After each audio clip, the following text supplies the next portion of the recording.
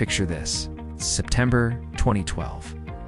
A small team of 3 researchers, 2 grad students, and their professor submit their entry to the world's most competitive AI challenge. And when the results come in, they don't just win, they destroy the competition by a margin so huge that scientists in the field literally thought there was a mistake. That moment, that single result, is arguably the starting gun for the modern AI revolution. The moment machines finally learn to see.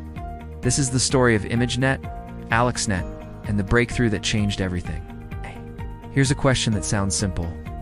How does a computer know what's in a photo? To you and me, recognizing a cat is effortless. Brain does it in milliseconds.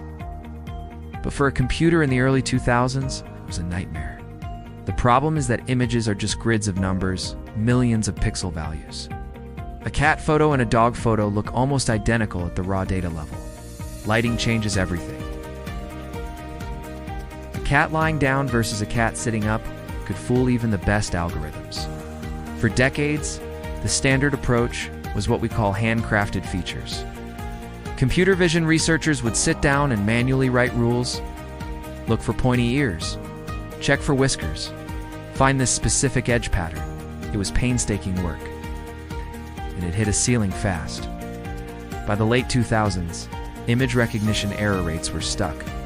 The best systems were making mistakes on 25 to 30% of images, and we're talking about controlled, labeled datasets.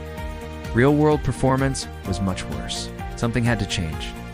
In 2006, a Stanford professor named Fei-Fei Li had a radical idea.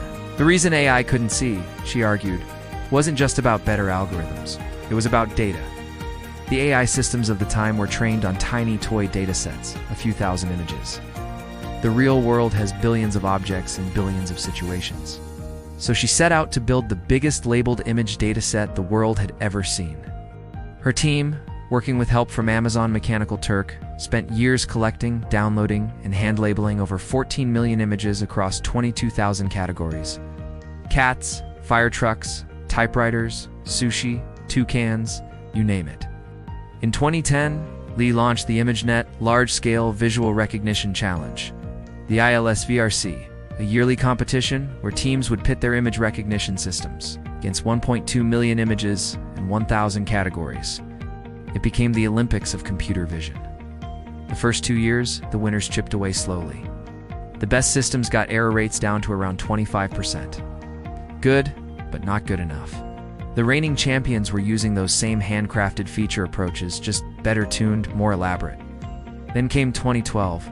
At the University of Toronto, a PhD student named Alex Krizhevsky had been working on something most of the vision community considered a dead end: deep neural networks.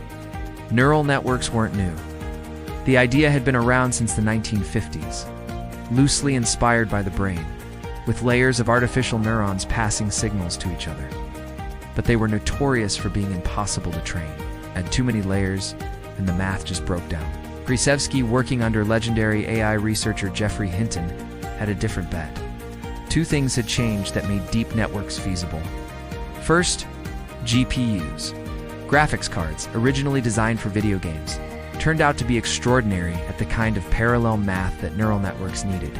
Krizhevsky spent months writing custom CUDA code to run his network across to NVIDIA GTX 580 graphics cards. Second, data. With ImageNet, there were now enough examples to actually train a deep network without it memorizing everything it saw. The network Krizhevsky built, which the world would later call AlexNet, had 8 layers. Convolutional layers that learned to detect edges, then shapes, then textures, then entire objects all on their own. Without anyone writing a single rule about what a cat looks like. Trained it for about a week straight on those 2 GPUs, and then he submitted it to ILSVRC 2012 in the ImageNet challenge. You're scored on your top 5 error rate, meaning the system gets 5 guesses per image. And it's only wrong if none of its 5 guesses are correct. The 2011 winner had a top 5 error rate of 25.8%. That was considered excellent. It's the best in the world. AlexNet scored 15.3%. That's not a small improvement. That's not incremental progress. That is a 10 percentage point drop in a single year. The second-place team that year scored 26.2%. AlexNet was almost twice as accurate as its closest competitor. The reaction in the research community was disbelief, then alarm, then a kind of scrambling urgency. Within months, every major AI lab in the world was pivoting to deep learning. Google, Facebook, Microsoft, Baidu, all of them started hiring neural network researchers as fast as they could. Geoffrey Hinton's lab received acquisition offers from multiple tech giants. He ended up joining Google. The old approach, handcrafted features, was essentially dead overnight. What happened after 2012 wasn't just better image recognition, it was a template. Techniques AlexNet demonstrated deep convolutional layers, training on massive datasets, GPU acceleration, and a clever trick called dropout to prevent overfitting. Those became the blueprint for the entire modern AI stack. Language models? Same principle, different data. Audio recognition? Same principle. Drug discovery, protein folding, code generation? The same fundamental insight? Let the network learn the features. Don't hard-code them. AlexNet itself has been cited over 90,000 times in academic papers. It is one of the most influential pieces of software ever written, and it was built by 3 people on consumer gaming hardware, trained over a week. The 2012 ImageNet result didn't just show that AI could see, it showed that scale worked. That data plus compute plus clever architecture could unlock capabilities nobody predicted. And we've been riding that wave ever since. The next time your phone unlocks with your face, or Google Photos sorts your pictures automatically, or a radiologist uses AI to spot a tumor that might have been missed, trace that back.